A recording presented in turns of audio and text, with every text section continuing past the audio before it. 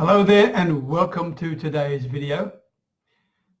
The topic I've got for today is something that I wanted to do quite a long time ago, and I've been fishing around it, but I've never really got to it, and I'm hoping that those of you who may be dissatisfied with your sales potential can get something from this, take it away and use it, right? So I'm talking about 6 mistakes that will kill your sales potential, right? That's what I'm going to look at. But first, let me ask you something. If I said to you, hypothetically, right, what does a salesman look like? What does a salesperson look like? What's your impression of a salesperson, men or woman, okay? What's your impression of them? What comes to mind with the word salesperson? Think that through, all right? I mean, there's a few options here, right? One could be like that they're pushy, right? Or maybe they're helping people, one or the other, okay? Another one could be they're really fast talkers or they're slow talkers. Another one could be that they're over-enthusiastic and overexcited, or they're calm and relaxed, okay? Not one last one, I suppose, is that they're really just after your wallet, right? That's what they want. They want your money. Or are they genuinely trying to help you? Think that through, because deep down inside you, okay, there is some mindset and belief systems that will impact on you. And if you are in fact hoping to sell whatever your stuff is, and you deep down don't believe in the stuff that you're talking about, which I'll come back to in a minute, because you don't like the idea of being referred to as a salesperson, then you're in a bit of trouble, okay? And I'm hoping this little video will help you out, because I'm going to share some things that will help you. One, most important, lack of belief. That's referred to, okay? Lack of belief in both yourself and what you're offering. That is something that a prospect will instantly snatch onto, right? So be careful with that. A second one is a lack of love for what you do. If you don't love what you do, that's also going to become really obvious to your prospects. In other words, if you don't really love the outcomes that you can provide to people, then why in the heck are you doing it? What's the point, okay? Don't tell me just for the money, right? Because that's rubbish, right?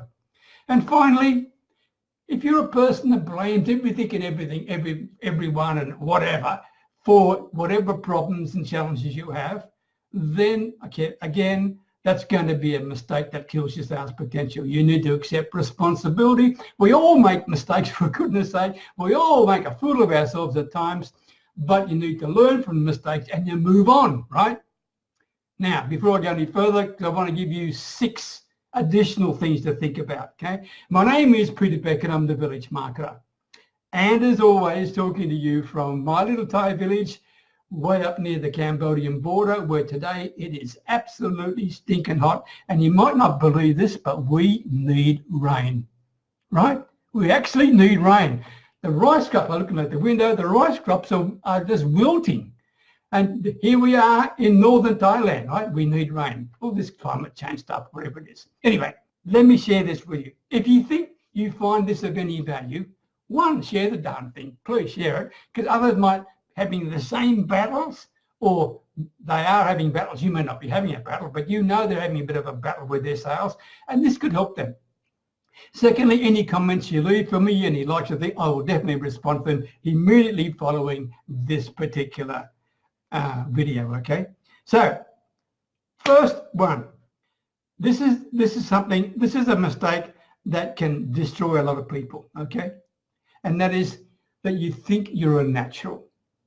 That you think it's easy, that you think, I'm just a natural salesperson because you're super confident, because you're egotistical, because, right? All that. Let me share with you, most people with that attitude and mindset, right, especially if they're overconfident, they're normally a pain in the ass, right? And they fail in sales and they destroy themselves and their confidence in the process of doing it. So I can tell you now, there is no such thing as a natural born salesperson.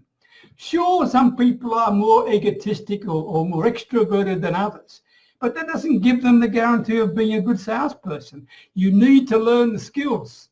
You actually need to learn the skills. And by the way, one of those skills is empathy, which many arrogant, fast-talking people never get around to thinking about, right? So that's the first one. There's no natural salesperson. Don't think you are. That's a mistake. Number two, this is probably, I should have left this till last, right? But it doesn't matter. This is probably the biggest one of all. You talk too much, okay? You talk too much. I mean, let me quote Dan Locke. If I wrote it down here. Hang on, let me think. The less you talk, the more you make. Pretty simple, right? The less you talk, the more you make. And I agree with that, okay? So you need to keep the prospect at the center of your attention, and you don't do that by nagging at them. You ask questions. You ask intelligent questions. You ask questions to make the prospect, first of all, listen to you. In other words, you've got to get their attention, right? Secondly, you then ask questions to make them see that you are trying to understand them. You're trying to get to where they really are. What is their pain point, okay? You're also trying to get the information correct. So you need to validate the things they're sharing with you. And this requires more questions, and it requires more patience, and it requires more listening, okay? Because you get that information, and only then can you come up with a potential solution. Because without that information, you're flying blind, right? So don't do that. Important. This is really important. Stop pushing people. If you've got things to sell, if you've got a quota to meet at the end of the month or whatever it is, the last thing you should do is try to push people. Don't do that. Don't do that. It ain't going to work, right? What you need to do is pull them towards you. Pull them towards you, right? You want to help them, you don't want to sell them. You don't want to convince them. You want to simply help them go through a buying process, right? Help them go through a buying process. Can you see the difference? It is a huge difference between that and trying to convince somebody. Very much, okay? What you really want them to do is you want them to buy, right? You want them to buy, which is exactly what a good professional salesperson will achieve. And they do it without trying to sell. That's the point I'm trying to get to you, right? So this is the key thing for you. By getting all the information from them, by asking all the right questions, etc., not only do you get the information that you need to help them make a qualified and quality buying decision, but I can tell you, if you go through that process with them, they'll not only buy, but they'll thank you as well, right? They'll thank you because you solved their number one problem for them.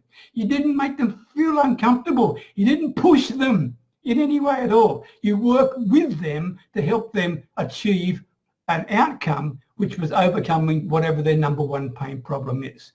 Can you see the difference? This is critical if you want to improve your sales. If you want to go down the traditional route of being pushy and fast talking and come up with fancy cliche lines to try and close all that stuff, good luck.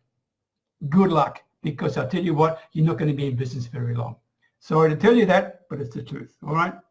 What you need to do is make an art of pulling people to you.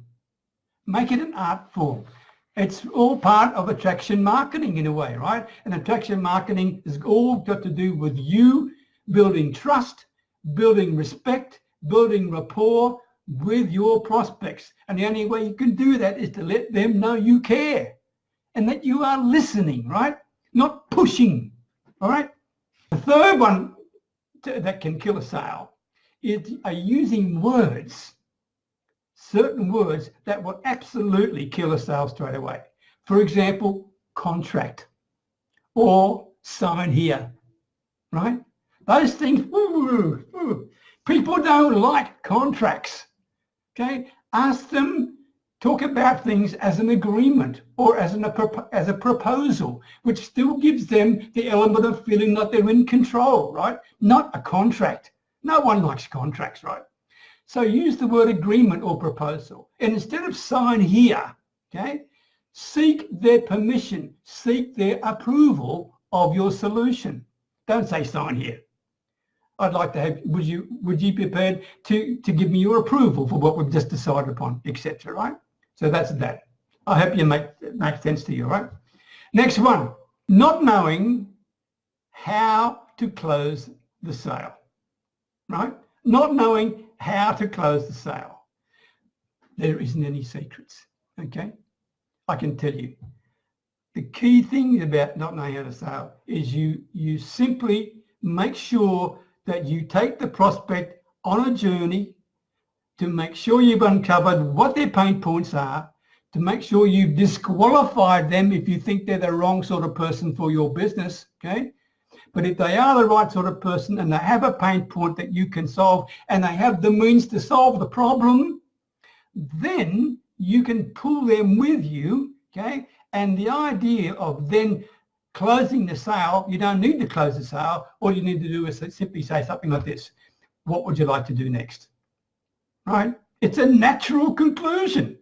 What would you like to do next? Don't think of all these fancy cliches of trying to close people. That's traditional crap, all right? Next one, not knowing when to close the sale, right? When to close the sale. I'll give you a really easy answer for that. You close the sale when the prospect is ready, not before. You close the sale when the prospect is ready, because when the prospect is ready, they will buy. I've just told you this before, okay? Very, very important. Now, last bit, number 6, neglecting to keep in touch. This is the killer, okay? If you don't keep in touch with people, right? I don't mean following up and hassling them, but following up, sure, but helping them and reaching out and finding out how they are and making non-sales conversation connections. Just simply asking them how they are as a person without any strings attached. If you don't do this, if you neglect to keep in touch, whether they're a prospect or an existing client, you're going to lose them. You're going to lose them because there's many people out there who will do exactly what you're failing to do, all right? Critical for you to understand that. Truly critical, okay? All right, there they are. There's the 6. From my heart to you, I really hope that I've triggered some thinking with you. If you think this is helpful, please share this video with others, because I want others to hear this message, because it may save their business, all right?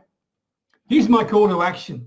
If you're interested in this call to action, message me. Don't leave a comment on it. Message me, okay? And it's a free MP3 audio, okay? And it's called Why People Buy. If you're interested in that, it'll give you some really in-depth understanding of really knowing why in the heck people buy, and then you can think, well, how can I go about making sure I provide them with the best service, right? It's an audio. If you want it, simply message me saying, why people buy, please, Peter. All right, I hope you found that helpful. Thank you very much indeed for sharing your valuable time with me. I always appreciate it. Until next time, bye for now.